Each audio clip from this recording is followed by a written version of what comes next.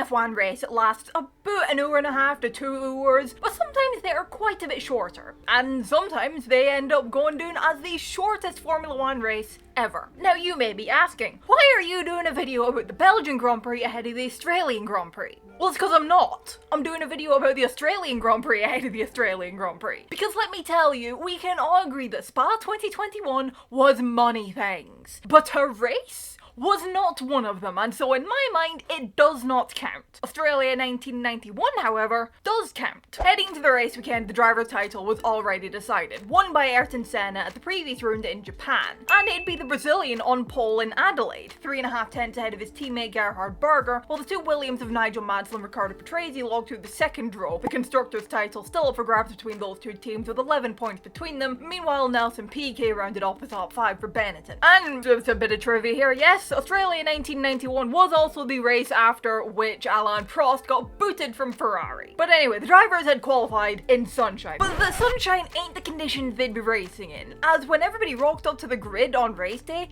it was chucking it down. Conditions that the pole man always went well, and after all, Senna is kennt as one of the best wet weather drivers ever in Formula 1. Conditions aside though, the lights still went out and the race still got underway with a bog standard standing start, as you would expect it to. The top 3 kept their sound places at the start, Senna still leading from Berger and Mansell, but Patrese did lose a couple places to the Benetton through the spray and the rain, which was going to be the main challenge for this race, just simply trying to see where you're going and keep it pointed in the right direction. Schumacher managed to do that because he did get past his teammate early on to go from 5th to 4th. And Senna was also managing to keep things pointing in the right direction as he was leading and arguably had the best visibility with nobody ahead of him. His teammate Berger, however, did spin, losing a place to Mansell in the process and finding himself under pressure from Schumacher, while Mansell now had the task to try and catch Senna and get the better of him in conditions that we know he thrived in. Senna, that is. But Mansell was going quite well this day as well, and he did soon find himself right there behind Senna come lap 6. So now just came the task of trying to pass him. Not easy when you've got a rooster tail of spray being fired at you for the car ahead. Piquet became the latest driver to spin with honestly a nice 360, and he managed to keep it going without even losing a place, while the lead Williams was trying and failing to pass the lead McLaren. And by trying and failing, I mean he did have a go. He tried, but he had to back half of his attempt due to coming upon a crash between Larini and Alesi on the Brabham Straight. At this point, Schumacher was out, Boutsen was out, and Nakajima was also out. The retirements starting to rack up, and this would really be the story of Mansell's race. Being close to Senna, there with him, but never quite able to get the move done due to so many incidents happening, including one for Martini, who became the latest retiree for the race when he spun off on the Brabham Straight in what was horrible conditions, which, let's be fair, if we had these conditions today, they probably would not be racing. Mansell was driving really well, but he was just never quite able to get the move done. For yellow flags, accidents, or simply just Senna driving really well as well, and managing to avoid the incidents and the slower traffic and keep his lead. And yes, slower traffic, they were starting to lap people by around lap 8.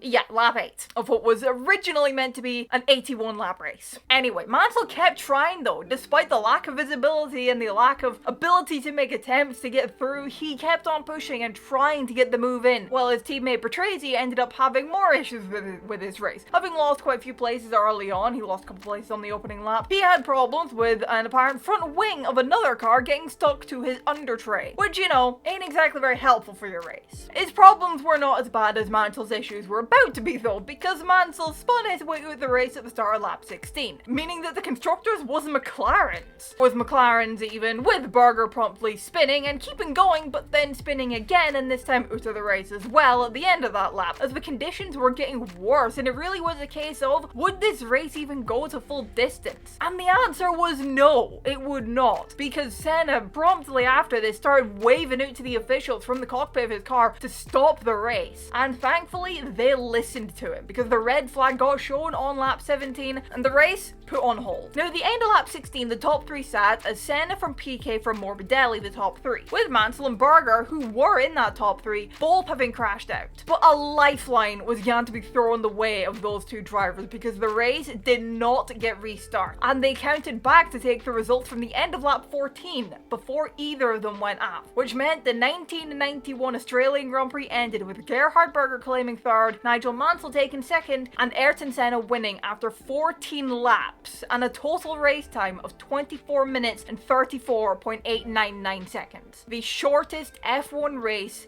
ever. When you don't include Spa 2021, which I don't because, as I say, that was not a frickin' race. Well, Australia 91 very much was. Anyway, I'm gonna leave this one here, so let me get your thoughts down in the comments below. Drop a like if you enjoyed the video, subscribe if you're new around here. Thank you all so much for watching, and I will see you in the next one. Bye-bye.